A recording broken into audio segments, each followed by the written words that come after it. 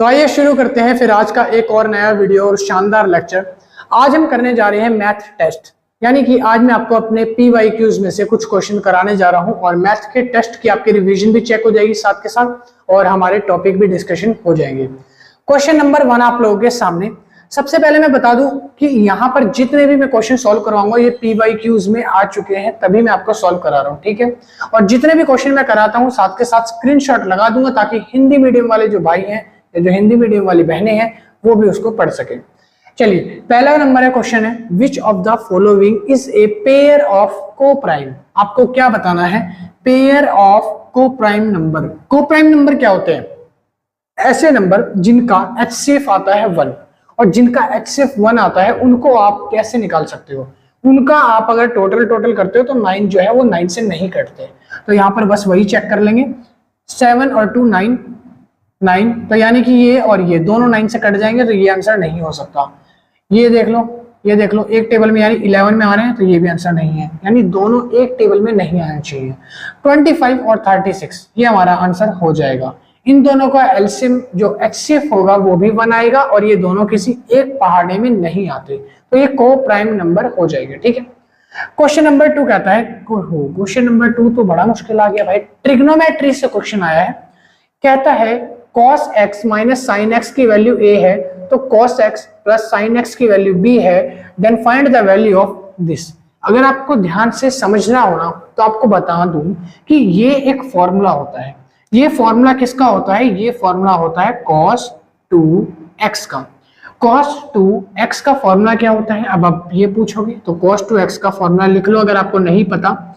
Formula होता है cos square x minus में साइन स्क्वायर x, ठीक है।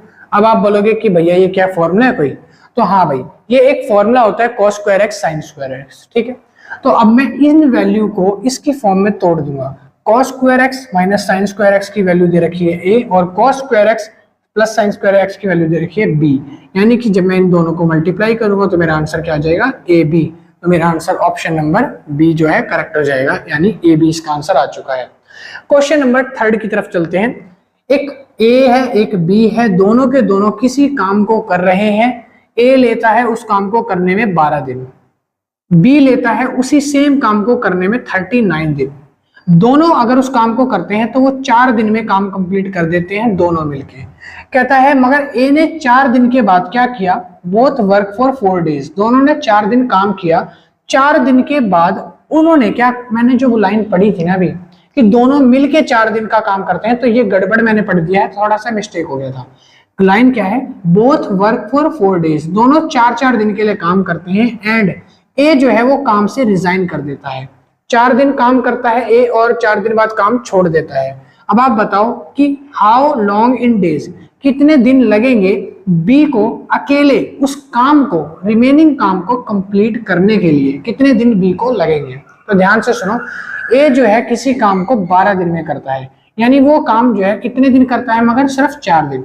4 दिन काम करता है ए, मगर उस काम को 12 दिन का काम बताता है कि 12 दिन में काम होगा, यानी ए ने कितना काम किया? तो अगर 4 से इसको काटा जाएगा तो 1/3, यानी ए ने काम का कितना पोर्शन किया? 1/3। तो बाकी बचा हुआ काम किसने किया? बी ने किया। तो बी किसी काम को करने में लेता है 39 दिन, बी लेता है 39 दिन, और बी ने उस बचे हुए काम को कितने दिन में किया? 1/3 अगर इसने ले लिया तो यहाँ पर आ जाएगा 2/3। तो बी उस काम को 2/3 के रेशियो में करता है। अगर इसको काटेंगे तो यहाँ पे आ जाएगा 13 दूनी होता है 26, यानी बी उस काम को 26 दिन में करेगा। अब आप बोलोगे इनमें से कोई ऑप्शन तो है ही नहीं 26। सुनो, बी उस काम को 26 दिन में करेगा, मगर 4 दिन का काम ए पहले ही करके जा चुका है। ए ने 4 दिन काम किया था और उसके बाद उसने छोड़ दिया था, तो 4 दिन घटा दो, 26 में से 4 घटा दिया तो बचा 22 दिन, यानी अब बी का 22 दिन का काम बाकी है। अब 22 दिन यहाँ पर देख लो कहाँ है, ऑप्शन नंबर डी जो है वो आपका करेक्ट आंसर हो जाएगा। समझ में आया?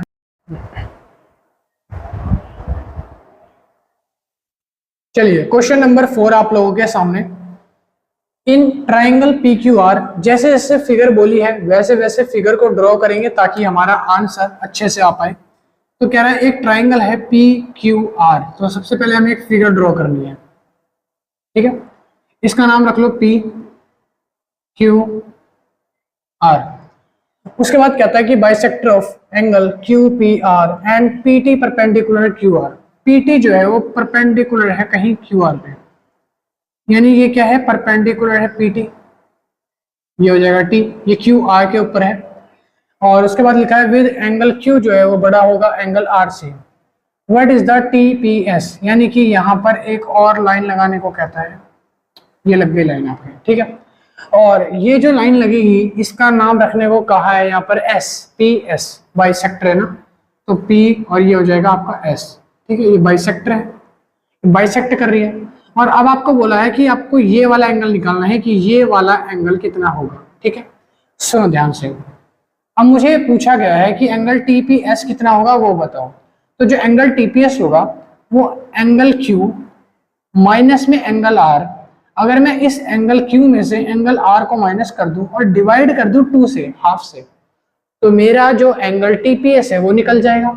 यानी ऑप्शन नंबर मेरा बी जो है वो इसका करेक्ट हो जाएगा। एंगल आपको क्यू निकालना है फिर आर निकालना है, दोनों को माइनस करके डिवाइड करना है 2 से, ठीक है।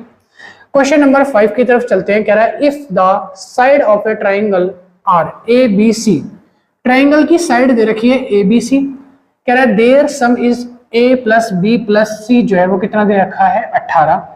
What is the maximum possible area, आपको मैक्सिमम पॉसिबल एरिया बताना है in centimetre square of that triangle, ठीक है।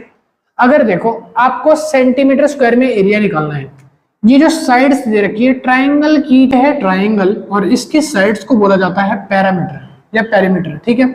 तो जो पेरीमीटर होता है वो आपका इक्वल तब आता है जब आपका एक ट्राइंगल इक्वल होना चाहिए, यानी इक्विलेटरल ट्राइंगल होता है तब। अगर ट्राइंगल की साइड इक्वल है तो उसका पेरीमीटर भी इक्वल आएगा, यानी कि मैं कह सकता हूं फिर यहाँ पर 6 6 और 6 तीनों को मिला के कितना हो जाएगा 18 हो जाता है, ठीक है। मगर यहाँ पर हमको क्या बोला है कि आपको इसका मैक्सिमम पॉसिबल एरिया जो है वो कैलकुलेट करना है इसके हिसाब से। तो अब मेरे को यहाँ पर कितनी साइड दे रखी है, 3 साइड दे रखी है। तो एक काम करते हैं, हम क्या करते हैं √3/4, ठीक है। और इसके बाद हम इसकी जो साइड है ना उसको 6 मान रहे हैं। साइड कितनी मान रहे हैं, 6 साइड है, तो 6 का स्क्वायर कर दो, सॉल्व कर दो इसको। 6 6 36 हो जाएगा। अगर 36 हो गया तो यहाँ पे हो जाएगा 36, 36 को काटेंगे तो ये हो जाएगा 9 और ये हो जाएगा यहाँ पे 1। यहाँ पर जो आपका आंसर आ जाएगा वो आ जाएगा 9/√3। ऑप्शन नंबर सी जो है वो आपका करेक्ट आंसर हो जाएगा, ठीक है। क्वेश्चन नंबर 5 का आंसर क्या है, सी, ठीक है। क्वेश्चन नंबर 6 की तरफ चलते हैं। कहता है find the third proportion to this and this given that A is not equals to B. याद रखना आपको थर्ड प्रोपोर्शन निकालने को बोला है। थर्ड प्रोपोर्शन का एक फॉर्मूला होता है, b²/a होता है, ठीक है। बस आपको यही निकालना है। आपको मानना है कि ये आपका a है और ये आपका b है, आप इस तरीके से भी मान के सॉल्व कर सकते हो। तो मेरा b क्या है, ये है, तो यहाँ पे मैं लिख लूंगा कि a माइनस बी का होल स्क्वायर अपॉन में। फिर मेरे को लिखना है नीचे वाला यानी a की वैल्यू। a क्या है मेरा, a² माइनस में b²। अब ध्यान से देखना, a² b² क्या होता है, a प्लस बी और a माइनस में b, यही होता है। यहाँ पर मेरे को स्क्वायर लगाने को बोला था, मैंने स्क्वायर लगा दिया, ठीक है। a प्लस बी स्क्वायर होता है यहाँ पर a plus B a minus B. अगर मैं a प्लस बी को और a माइनस बी को खोल के और इसको काटता हूँ तो ये माइनस का है और नीचे जो माइनस का होगा वो भी कट जाएगा, यानी ऊपर एक माइनस कट जाएगा और नीचे एक माइनस कट जाएगा। तो अब यहाँ पर अगर मैं सॉल्व करूंगा तो ऊपर रह जाएगा एक माइनस और नीचे रह जाएगा एक प्लस में, यानी a प्लस में b। तो आपका जो आंसर है वो कहीं ना कहीं ये आ जाएगा, एक बार a माइनस बी और a प्लस बी। देखो ऑप्शन नंबर बी जो है वो इसका करेक्ट आंसर हो जाएगा, यानी a माइनस बी और a प्लस में b। समझ में आया, कैसे आया? सुनो, अगर नहीं आया तो मैं बताता हूँ। इसको आपको खोलना है, कैसे खोलना है, इसको आपको खोलना है a प्लस बी और a माइनस बी करके, ठीक है। ऊपर वाले को भी अगर मैं यहाँ पे ऐसे रहने देता हूँ तो ये हो जाएगा यहाँ ऊपर, इसके ऊपर, तो यहाँ पे जगह नहीं है तो इसको मिटा के लिख रहा हूँ, ठीक है। ये वाले को यहाँ लिख रहा हूँ मैं, याद रखना क्या लिखा, a minus B a minus में b। देखो a माइनस बी से a माइनस बी को कैंसिल किया तो ऊपर क्या रहा, a माइनस बी ये रहा और a प्लस बी नीचे आ गया। तो अब बस यही आपका फ्रैक्शन बन जाएगा a माइनस बी अपॉन में a प्लस में b, ठीक है। सामने है, कहता है एक सर्विलियंस कैमरा है is place at the edge of circular campus. एक सर्कुलर कैंपस है उसके वहां पर रखा गया है। देखो एक सर्कुलर कैंपस है, इसके एज पे, यानी कि यहाँ पे एक सर्विलेंस कैमरा रख दिया गया है, ठीक है। फिर वो कहता है कि ये ना एक कैप्चर करता है इमेज को, 30 डिग्री बनाता है पॉइंट, ये ना 30 डिग्री की इमेज कैप्चर करता है, इस तरीके से मान लो, ठीक है। कहता है कि अक्रॉस द पेरीमीटर, जो कि पेरीमीटर पे है, तब आप ये बताओ कि जो इमेज बनेगी कहां पर, सेंटर के ऊपर, वो कितने की बनेगी, आपको वो बताना है। तो आपने एक थ्योरम पढ़ी होगी 9th क्लास में, जिसको ना, तो देखो 9th क्लास में एक थ्योरम पढ़ी थी आपने। थ्योरम में क्या लिखा था कि जो एंगल बनते हैं ना किस पे, पैरामीटर पे या सरकमफ्रेंस पे, वो एंगल हाफ होते हैं जो एंगल सेंटर पे बनते हैं उन पे बनने वाले एंगलों से, ठीक है। तो ये थ्योरम अगर आपको ध्यान नहीं है तो थोड़ा सा आपको रिमेंबर दिला दूं, अगर ये एंगल x होता है तो ये वाला एंगल क्या होता है, 2x होता है। तो अगर ये एंगल मेरे को 30 डिग्री का दे रखा है तो ये एंगल मेरा 60 डिग्री का हो जाएगा, यानी कि मेरा जो आंसर है वो क्या हो जाएगा, 60 डिग्री। ऑप्शन नंबर बी जो है हमारा हो जाएगा आंसर। 8th क्वेश्चन में कहता है टू सर्कल्स हैं जो टच करते हैं एक दूसरे को एक्सटर्नली। देखो अब यहाँ पर ना दो सर्कल की बात करी गई है, तो एक सर्कल तो हो गया ये वाला, ठीक है, और जो दूसरा सर्कल है वो मान लो मेरा सर्कल हो गया ये वाला। दोनों सर्कल जो है वो एक्सटर्नली टच करते हैं इस पॉइंट पे, ठीक है। अब यहां से क्या बोला आगे कि एम एंड डॉट एम किस पॉइंट पे टच करते हैं, इस पॉइंट पे, मान लो इस पॉइंट का नाम रख दिया एम, ठीक है। कहता है उसके बाद पी क्यू जो है वो डायरेक्टली कॉमन टेंजेंट है, पी एंड क्यू जो है वो डायरेक्टली क्या है, टेंजेंट बनाई गई है। तो एक टेंजेंट हो गई मान लो मेरी ये, और एक टेंजेंट हो गई मान लो मेरी ये वाली, ठीक है। और दोनों टेंजेंट को अगर मैं इसको मिला दूं तो ये कुछ इस तरीके से हो जाएगा, ठीक है। उसके बाद क्या बोला है, देखो यहाँ पर एक पैरामीटर बोलेगा, यहाँ पर मेरे को बोलता है कि the two circle P and Q R point of contact, किससे है, एम से, यानी कि यहाँ से एक पॉइंट ऑफ कॉन्टैक्ट यहाँ से आएगा, यहां से एक पॉइंट ऑफ कांटेक्ट यहां आएगा, ठीक है। उसके बाद बोला है एम पी क्यू जो है वो 52 है, तो ये मेरा अगर P है, ये मेरा अगर Q है, तो एम पी क्यू की वैल्यू कितनी दे रखी है, 52। तो मेरा ये वाला एंगल, देखो ये वाला एंगल कितना हो जाएगा, 52 हो जाएगा। आपको पूछा है कि एम क्यू पी की वैल्यू बताओ, एम क्यू पी की वैल्यू बताओ, यानी इस एंगल की वैल्यू बताओ, ठीक है। ध्यान से देखो, ये एक ट्राइंगल बन रहा है और इस ट्राइंगल के अंदर ना जो दो सर्कल के कॉर्नर, यानी जो दो सर्कल की सरकमफ्रेंस आपस में एक्सटर्नली टच करती है, उस पॉइंट पे हमेशा क्या बनता है, 90 डिग्री का परपेंडिकुलर बनता है। क्या बनता है, 90 डिग्री का एंगल बनता है। तो अब बताओ ये 52 है और ये 90 है, तो तीनों ट्राइंगल्स का सम कितना होता है, 180। तो दोनों को सॉल्व कर दो, 90 और 52, अगर मैं दोनों को ऐड कर दूं तो 90 और 50 कितना होता है, 140, और दो और ऐड कर दो तो 142 हो जाएगा।